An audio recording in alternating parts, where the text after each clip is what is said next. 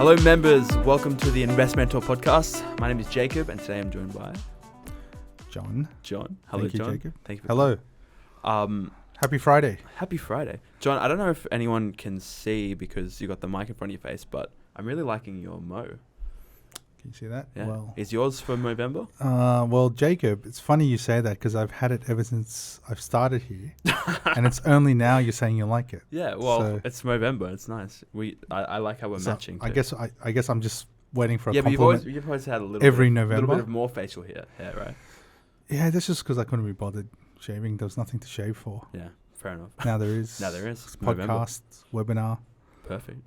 Kind of looks semi-clean. How's your But, week been? I look forward to my compliment next November. Oh, once a year you'll get a compliment from me. Thank and you. No more than that. Yeah. How's your week been? What's been happening? What has been happening this week? Quite a lot. Typical things, assessments, trying to find the areas, trying to find the properties, trying to get the right price. All that, like, working-wise. Yeah.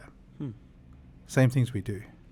Every day grind. Yeah. So I guess it's the same thing for you guys this week? Yeah, pretty much. Grinding? Let's say hi to Dean as well. Dean's here. Hello. Hello, Dean. What have we been doing this week, Dean? Oh, so many videos. Too many. We just released a new video. This podcast will be out in a while, so it won't be new at that point. But Well, let me just say, so many subjective, because those two videos that you guys did were awesome this week. what was that? Sorry. Those two videos Yeah. Oh, out of so many, yeah. but we just released a video that I'm really happy about, and I think Dean is too. It's the one we did on the market crash. Oh, yeah. I think it was relevant. It was a nice video. Dean did some really good edits on it, and I'm very proud of what we were able to do with it. Hasn't been released yet? It has been released. Got released yesterday, so Okay. by the time this is out, it'll be a well and truly old video. But it's yeah. So has the market crashed since we released the video? Yes. Did you not hear? markets crashed, John. It's gone. The world stopped spinning as well? Properties don't exist anymore. Oh, wow. Yeah. Okay. Yeah. So they're worth zero now.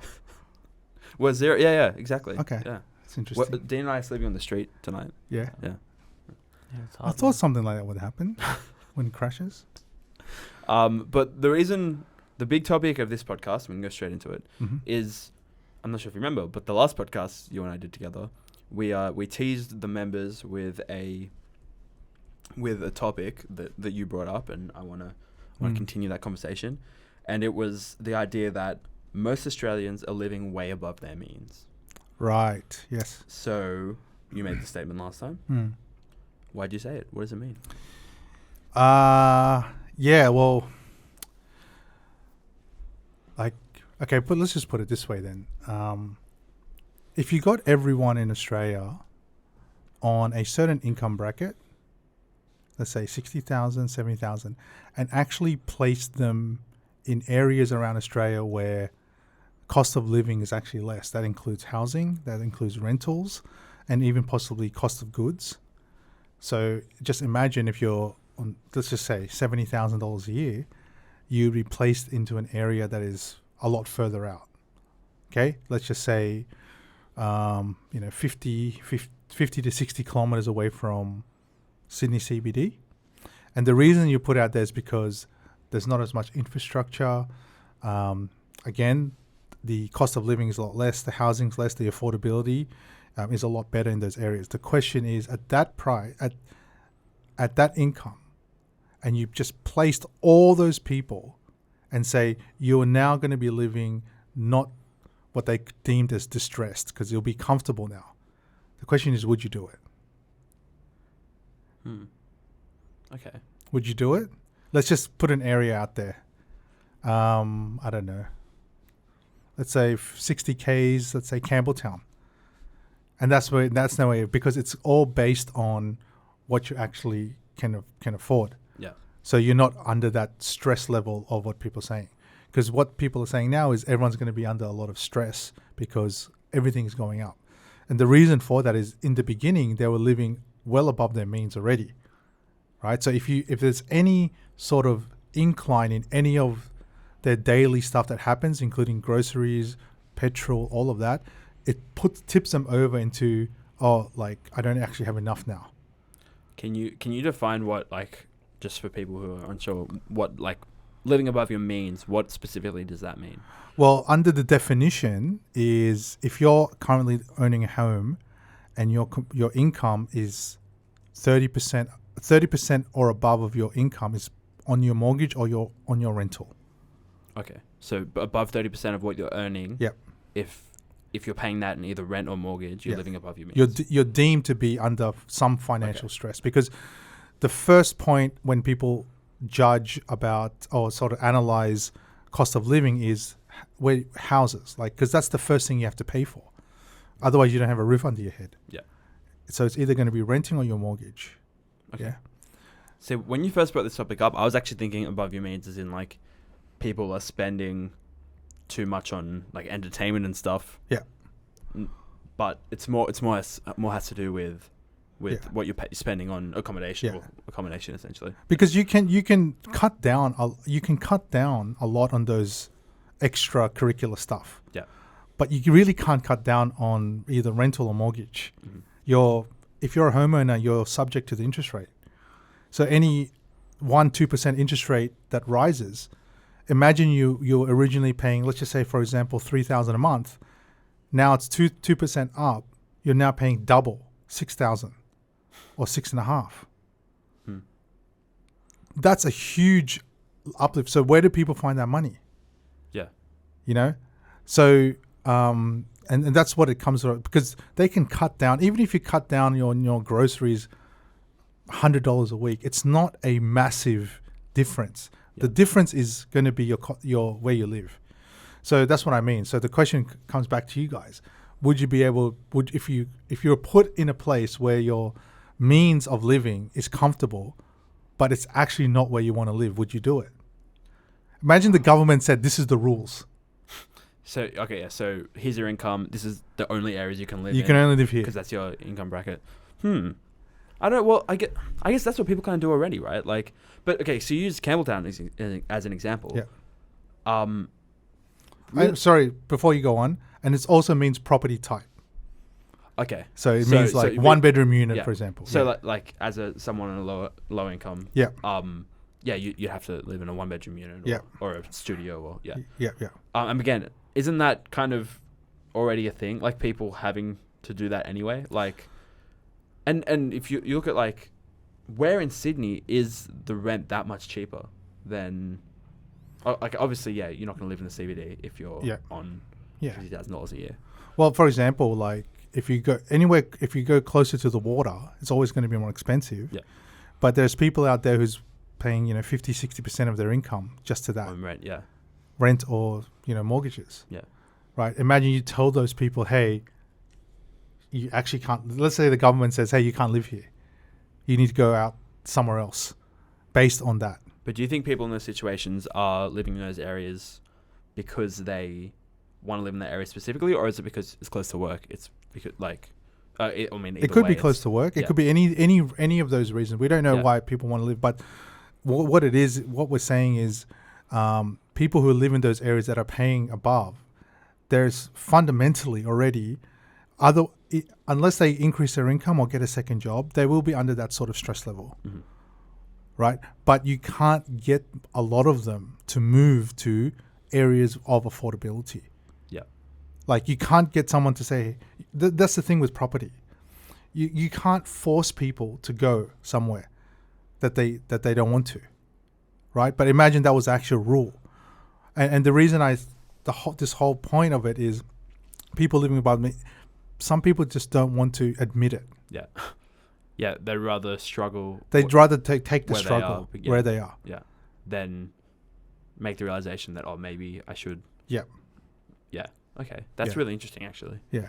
And that's why it's very, when, again, which goes back to this whole point about property crashes and the economists who, all these banking experts come up and say things like, there's going to be 20% drop or 30% drop or whatever it is.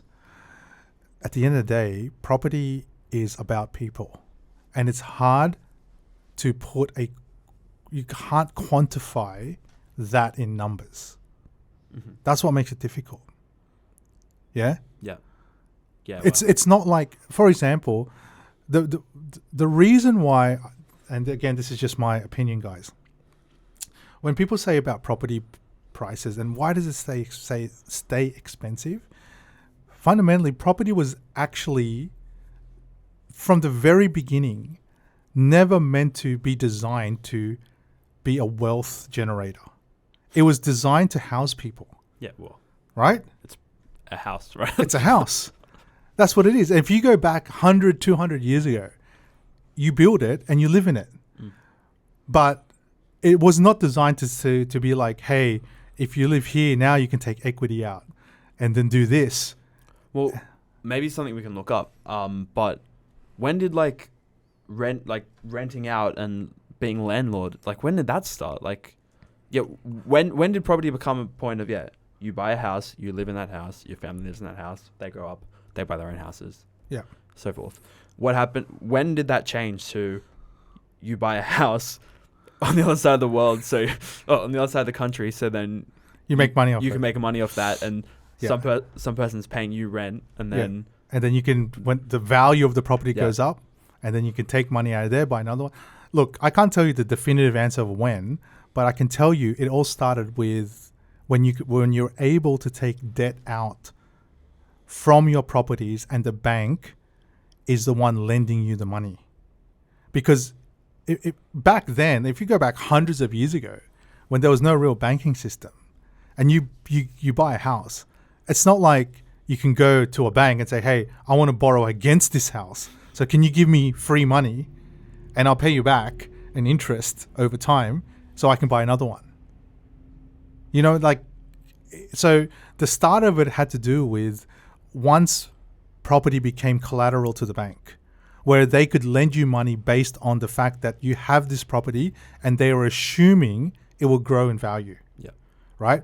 Now, I say this different. This is why when you look at property, number one, as we said, it was designed to house people. Number two, property was fundamentally a very emotional decision for a lot of people. Whether it is emotionally that you wanted to have a house, whether it was emotionally that you wanted to have a bigger house, or whether emotionally you want to feel like you own something. Now, forget about borrowing against your property or forget about the banks and all that. Just think about the reasons why people do it and build houses. It's because of that. They want to house their family, a place where they raise their family and all that. What is the difference? What's happening now is, why do you think now we go to auctions to sell a house? To play on that emotion, right? And it's to play on that emotion and to profit off the emotion. To profit off that emotion. Now, the fundamental difference when people talk to me about stocks, when do you go buy stocks on an auction? Do you? Is that a thing? You don't. You don't go, hey, here's a CBA stock, Jacob, $2,000 for a CBA stock. Dean, he's put $2,000 in. You want to go up higher? No, you don't do that, because stocks were designed to put money in, and then you can make money off the profits of the business. That is designed for that, which now can be quantifiable. So people can judge on whatever is happening in the world, the economy, so they can look at the prices of the stocks and stuff. But with property, you can't really do that because it wasn't designed to do that in the beginning. It's now we're just playing on the value of properties going upwards, and the banks being in business with you to help you make that profitability. Because remember, every time you buy a property and you get a loan, you're in business with the bank. Mm-hmm. Do you understand that? Yeah. Well, yeah. They're becoming your partner to help you fund your. Yeah. They're actually your business partner. The fact is, if you're putting a 10% deposit, they're putting in 90%. They're actually the majority shareholder of this property. Yeah. If you actually look at it in business terms, right? So when the decision, I don't know when it was, about making money in property is once the banks get involved and do that. Now, banks want to make money. They want to collect interest. So when they realize that it's played on the emotion of people going to auction, for example, and then rebuying that house that you bought for more. Yeah. Yeah, so it's just the money going back Yeah. and forth, and each time it's more money. It's just more money. And then comes in the real estate agents who also play a big part in this. When they come in and decide, hey, Jacob, I think I could sell your house for $200,000 more than what you bought it 4 years ago. Again. See, do you see what I mean? And this is why it's very difficult to make the properties actually slash in prices by like 30-40% or what people think. Because every entity involved is making money. Every entity involves making money, and it's not like stocks where, you know, you're bidding for a certain stock. Fundamentally, people need to live in a home, and the feeling of living in a home actually won't stop. Yeah.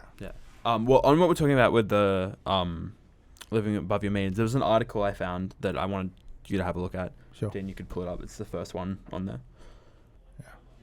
But see, that comes back to the thing. Like, would you move, Jacob? Oh, if I had to. Yeah, no, because I live in an area that's close to work. It's hard. It's a hard. But your area where you live is expensive. Well, yeah. I mean, I should preface by saying this to the members that I live with my parents still. So I know. I'm not the best. I'm probably not the best person to. But yeah. Okay. So more than a quarter of Australians are spending more money than they earn. Right? What is this even like? This is spooky, and this is about people living above their means. Yeah. This was actually in 2019. So, do you think this is still relevant, or? It's certainly still relevant. Certainly. Because the other thing is wages. When you look at wages growing in Australia in comparison to everything else that goes up, especially house price and especially rental increases that's happening now. Well, yeah, the growth is like the growth of costs goes up, and then the growth of wages is very like it's the gap between them is becoming larger and larger, right? It's becoming larger. And obviously that's where this like articles like this come into play. Yeah. Yeah, more than a quarter of Australians are spending more than they earn. Yeah. So like that would mean more. I mean, I did have a look at this article, so it's more about like people just being in insane amounts of debt, whether that be credit card debt or home loan debt or whatever it may be. But yeah, it's a scary thing.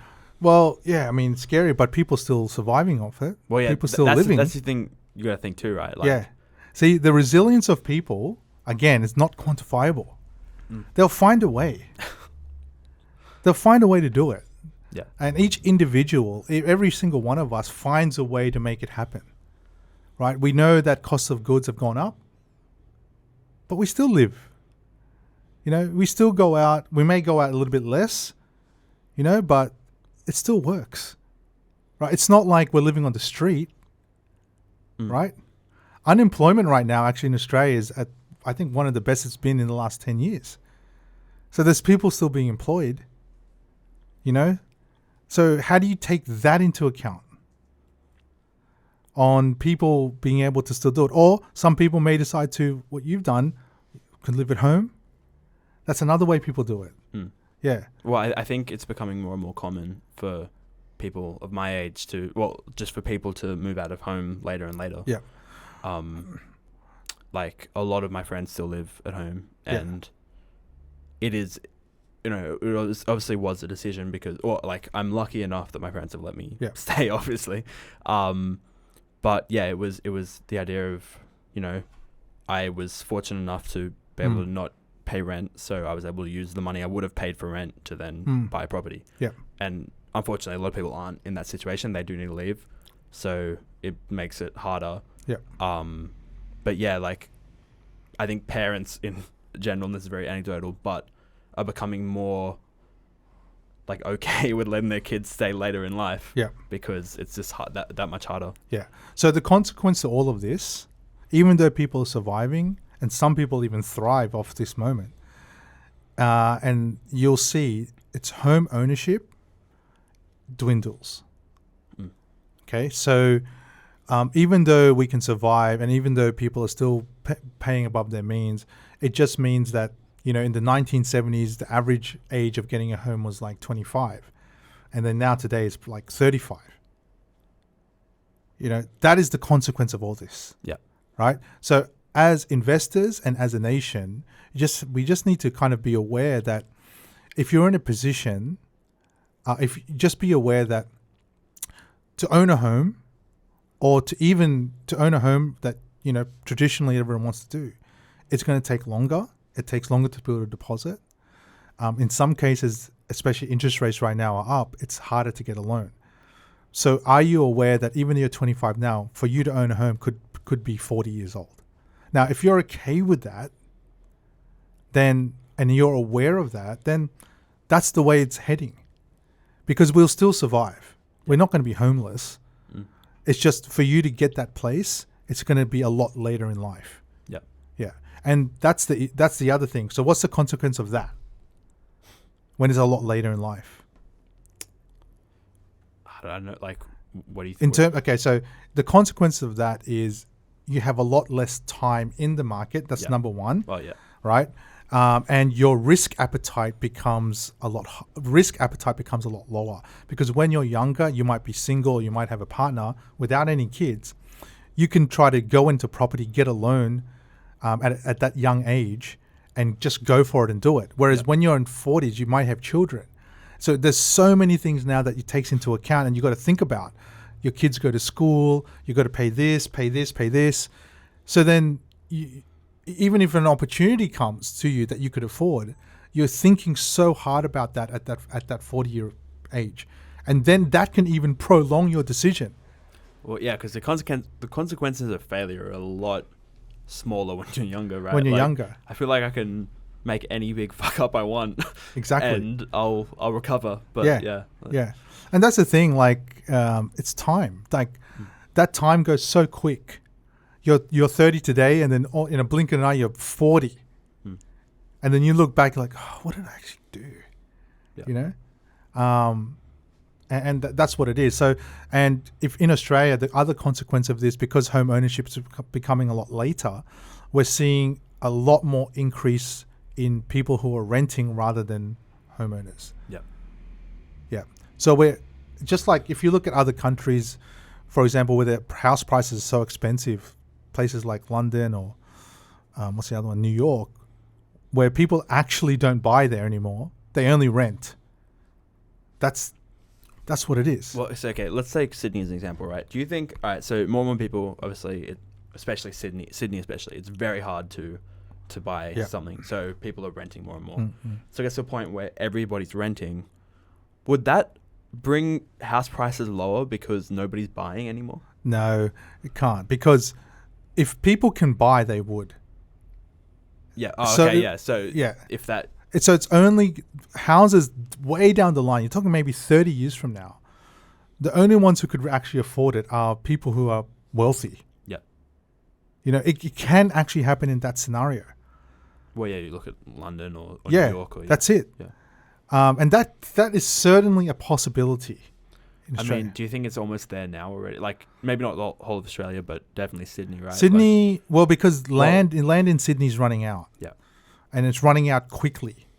So, you know, the difference now is, and this happened really, I think, in the mid-90s, when overseas migration was really pushed into Australia, is, remember, even though you've got people in Australia, in Sydney living who can't afford it, there's a lot of people coming into Sydney from other countries who can afford it. So those ones who are living in Sydney now, who can't afford it today, it's going to only get harder and harder because there's other people coming in with more income. Yeah. And if you look at skilled migration, what are the top ones? Healthcare, doctors, nurses, and then IT. That's high income, you know, industries. Yeah. So they're coming in and they'll be able to they'll be able to buy. Do you think immigration is the biggest factor of high property prices? No, it's supply. So, okay. Oh, yeah. We've spoken about this many times. But, yeah. Okay. So, supply is number one. Number one. It's limited supply. Yeah.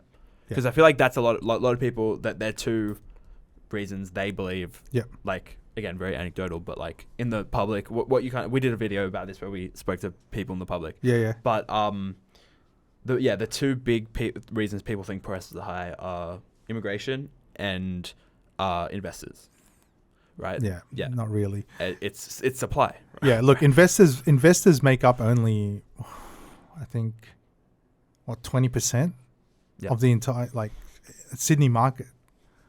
20%, maybe at the most 30%. 70% are homeowners. Actually, can we look up that stat, Dean? Yeah. Say it again, sorry. How many investors compared to homeowners? Yeah. But it's the balance of homeowners is a lot more than investors. Yeah. Now, when you talk about migration, yes, it's people are coming in, but it's not a significant amount. Now, remember, overseas migrants still have to be able to get 3 to 4 years of building a deposit. So it's not like when they come in straight away, they're buying a house. You know, they still become renters first. Yeah. But it doesn't push the dial enough to say, oh, hey, like all these new migrants are taking over the houses. It's not. It's the fact that the supply is just not enough because, again, people don't really want to sell their homes. Well, yeah. Yeah, you know? Well, yeah, once you like... And to that point, Jacob, just think about for yourself. You've got a home and you put it on the market, it sells, you're going to buy another home. Yeah. So that it doesn't actually add supply. Well, yeah, selling your property doesn't, because, yeah, you'll buy another one. You're going to buy another one. Yeah. So that doesn't add supply. What I mean by supply is they need to get out new areas, new suburbs, and do it quickly.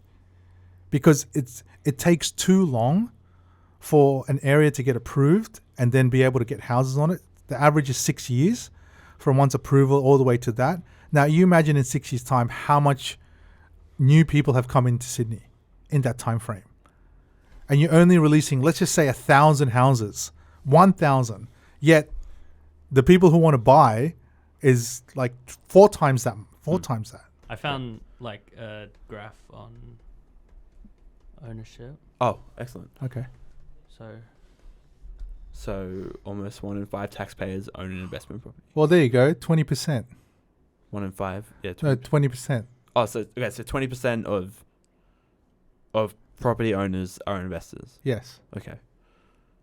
Wait, so does that mean 20% of all properties owned are investment properties? Our investments. Okay.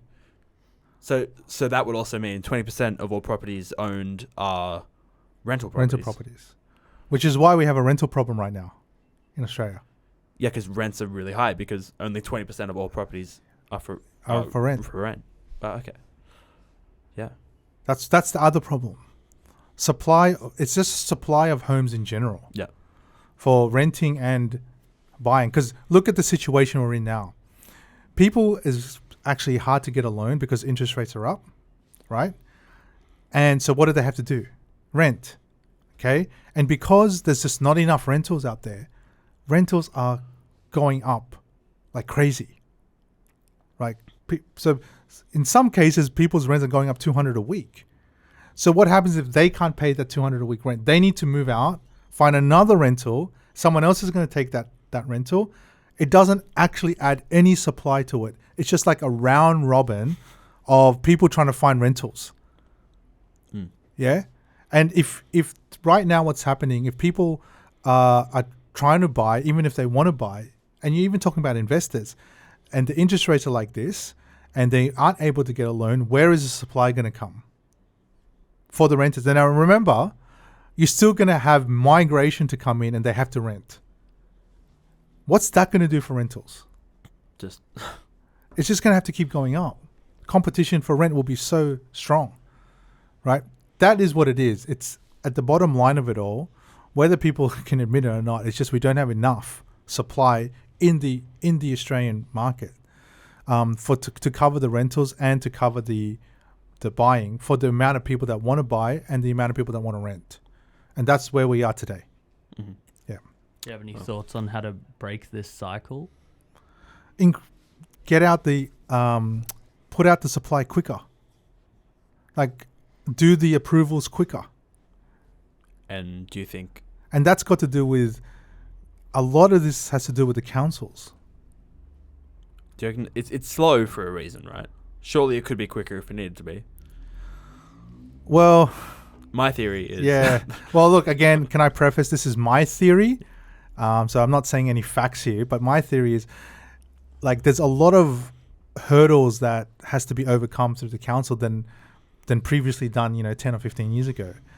When you try to get a place approved, there's so many other entities that has to go through, like, the bushfire, all the like engineering, all of that.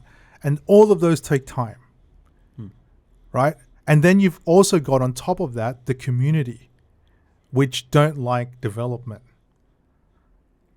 So every sort of project or new area that gets done has to have a consultation to the public, which can be a good thing.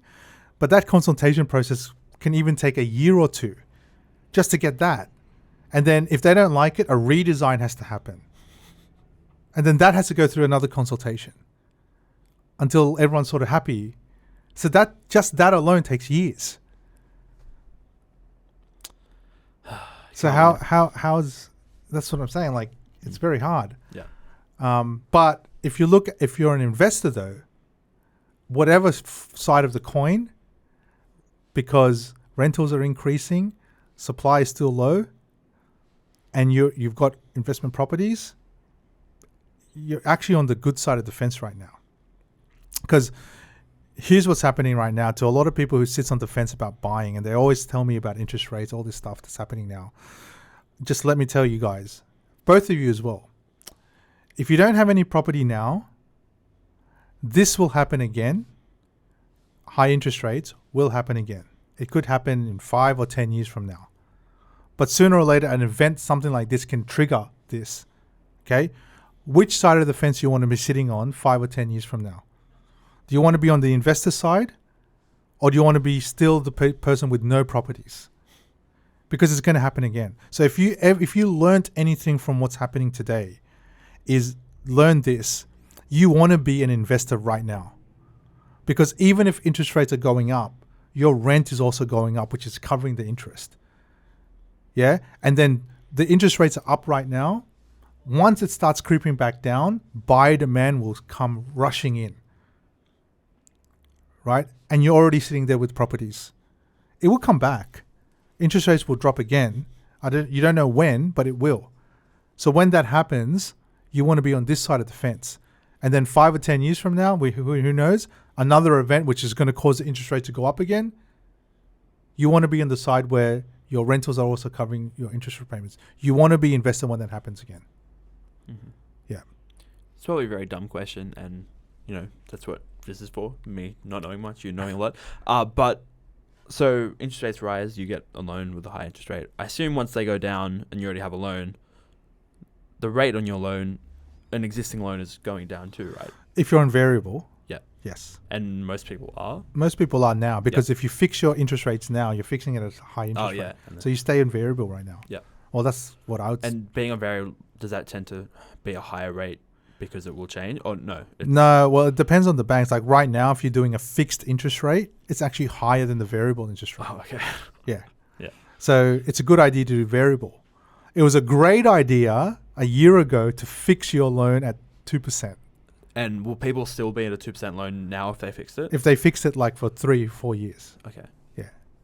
That would have been really great. So those people out there who's done that and you fixed it for like 3 years, interest rate will probably start going down again in 3 years from now.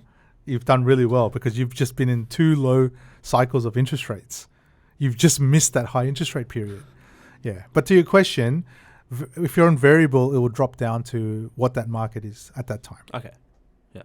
Yeah. We don't have that much time left, but there's one topic I do want to go over with you.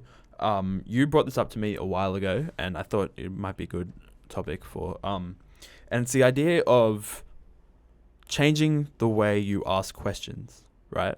Do you remember this? Because you brought this up to me. Yeah. And said it's something you want to talk about. Yep. Tell me, John, why would you change the way you ask questions? That's just a very broad statement. What does it mean specifically? And why do you need to do it? Well, number one, human beings, we're very reactional creatures, highly driven on certain emotions.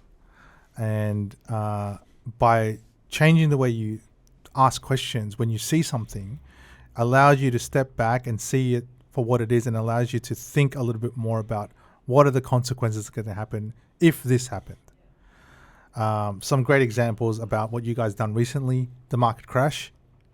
You know, a lot of people will see that, and without actually thinking about it and re-asking the question like, well, what is a market crash? How do you define that crash? At what percentage does it have to drop down to be called a crash? And if it did drop the crash, what does it actually mean to me? Like, so if you can just answer that question before you have some big reaction and say, hey, Jacob, I heard the market's going to crash. That's why I don't think it's a good time to buy. You know, or you flip that question and say, what if you said, oh, look, the market's about, if the market doesn't crash, should I buy? So because you don't know unless you've defined what it is. So it's just like taking a step back and then just kind of changing the way you look at situations. You have to change the way you look at the situation, and it's within yourself. Others won't really like. It's good to ask people, but if you look at a question or look at an article and you immediately like look at it and see for what it is, and it's very sort of negative, that's how you'll think about it. Mm. Yeah. So try to spin that question to yourself first. Yeah. And then when you ask someone, like for advice, or you might ask your mentor or whoever, ask them the positive side of the question that you've thought of. Mm-hmm. Whatever that is. So what are some questions people would be asking? You ask me the question. Okay. Oh, Dean, you can think of a question. Well, okay, from my own perspective right now, I'm in a situation where, you know, like with interest rates going high has actually kind of affected me with the loan I just got. And Yep. I had to get I had an approved loan, and then because of the settlement got delayed, I had to then that expired, so I had to then reapply. Yep. And now the rate of my interest is quite high, and like I was in a position where I was quite like scared. I was like, what am I going to do? I don't know if I'm going to be able to do this. Yeah. So yeah, how do I like from that? Well, what's the actual question? What do I do, John? What's the actual interest rate question? I think the question you're asking is, well, I've come into a time where the interest rates are high. Yeah. Like, so I'm getting a loan now where my interest rate is high. And that's causing you some sort of anxiety. Yeah. Well, it was. And then, you know, I sat down with you and you basically told me how much I'd be paying, how much, because like the loan was different too, right? Like I was initially going to be on interest only. And then with the way the interests were, I couldn't service, the rate for an interest only is going to be too high, so I couldn't service that. So I had to be principal and interest. So meaning my repayments are that much higher because I'm paying principal too. And I didn't think I could cover that. But then... Well, actually, you've already gone way ahead. You've actually executed something that you should have asked the question before you executed. Yeah, I should have looked into it before I signed. That's a great example right there. You felt anxiety, and then you felt like, oh, now I have to do this. So I have to do this. Now I'm going to do this. And now you feel, oh, now I've done this. But the very beginning part, when you ask yourself, oh, now I have to pay this much, I have to do principal interest. What was other things you could ask yourself at that time? Are there any potential other options I could look at? Perfect. Was there any other options? Number one, right? What's another question?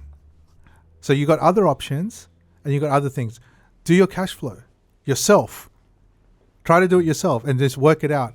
If I did another option and I did this, then maybe this is the outcome. That's another. The thing though is you've just fully executed everything on that. Going, oh shit. And then you've gone, oh man, now I think I've... Well, you haven't even stuffed up yet. It's worked out. It's worked out, yeah, I know. Yeah. So, but yeah, I think just general... But here's another thing. Now you've done that. Now you should be asking a different set of questions. Which is, what? Where can I go from here? What do I do from here now? Right? Yeah. And then you look at those options. Even though you feel that you're paying X amount, is it the end of the world right now? No. Because not yet. why? You could still find another option later on. Well, yeah, there's You're always not- the you're option not- to refinance, right? You're not. Are you locked in to this bank for like? No. I don't know, 10 years. Well, the current plan would be to, once I've settled, then to look at a refinance. You could do that. Yeah. You know, so is it that bad? Could be. Well, it could be worse. could be much worse. Like I'm fortunate. I'm just fortunate that I'm able to actually Yeah. be in a position to buy something to start, right? Yeah. So yeah. So if you look at that way, now 10 years from now, look, between now and 10 years, interest rates will go through a period of fluctuations. It's probably going to drop. 10 years from now, it could go up again, right? But the difference is you won't really care too much because the value of your property has gone so much more. And probably at that time, the rental's gone up as well. So even though right now you're in a scenario of whatever you think you're paying and you're paying a bit too much, whatever it is, you're still better for it. And the good thing is you're still young. That's what we were saying before. Yeah, you're still young. Mistake But if gets someone was made, trying we to, can fix it. if someone was trying to do this at 40 with kids Yeah. and a partner, Yeah. everything has to be scrutinized. Like, oh, we can't pay for this now. Yeah. Yeah. There's a lot more in the line. Like, if I lose my deposit, if I lose too much money, well, Yeah. I'll start again. Like, Yeah. you know what I mean? Yeah. It's yeah. And the other thing is, like, how do you actually lose money in property? I don't know. You tell me. Like, how do you actually do it? Like, how does it happen? I guess you sell your property, and you sell it for less. You pay for it. Sell it Less for than you pay less. for it, yeah. Yeah. That's how you. But is that the property's fault? It's your fault. Well, it's fault. You know, people in a circumstance where they might have to sell, so it's not anyone's fault. Yeah. But, well, yeah. Is it the property's fault? Well, yeah. Well, like, it goes down to the whole thing. The reason why the market will never crash, right, is because people aren't going to sell for less than they paid for if they can hold on to it. Yeah. Right. So yeah. Yeah. They're not going to sell for less. Yeah. And even if they did, which a lot of people do, because they need to get out, for some reason, get out of a situation, whatever. Yeah. If you remember, Bruce did it when in his webinar. Yeah. He shared that, he lost It's 50,000. his first property, right? Yeah, his first property. Yet someone else who bought it made Yeah. what 300. 400,000. It's the exact same property. Mm. Just yeah. It all goes back to, like you said, property is emotion. It's emotion. Fuels things that shouldn't Yeah. necessarily happen. Yep. Yeah. So try not to get too emotional when it comes to investment. Obviously, when it comes to living in your home, then that's different. Mm. People become a lot emotional about it. I guess that's a good place to end. Any last thoughts before we finish up, John? We've been talking 45 minutes already. 45 Jacob. minutes, yeah. I think Yeah. that's a good time to... No, I think that's all. I look forward to the next articles that you show. Yeah, we'll. I'm sure we'll find Pull some more articles stuff out. every time I'm just browsing the web, I'm like, I can show John that. Yeah. But yeah, thank you very much. Thank you, Dean. And we'll see you, members. Thank you for watching, members. If you like this, please subscribe to the channel. Please comment below if you have anything you want to ask John. I'm sure we'll get it to him, and we can address it in future podcasts. Yeah, So get members to send him some questions. yeah, yeah. And we can So discuss it. if you see this and you have any questions for John, leave them below, and we will address them in the next podcast or maybe a future podcast. We can actually show the questions here and then Perfect. I like that a lot. Yeah. And then we can dictate Go through. from the screen. Excellent. All right. Thank you, members. Thank you, John. See you guys. Thank you, Dean. Thank you. See you, everyone.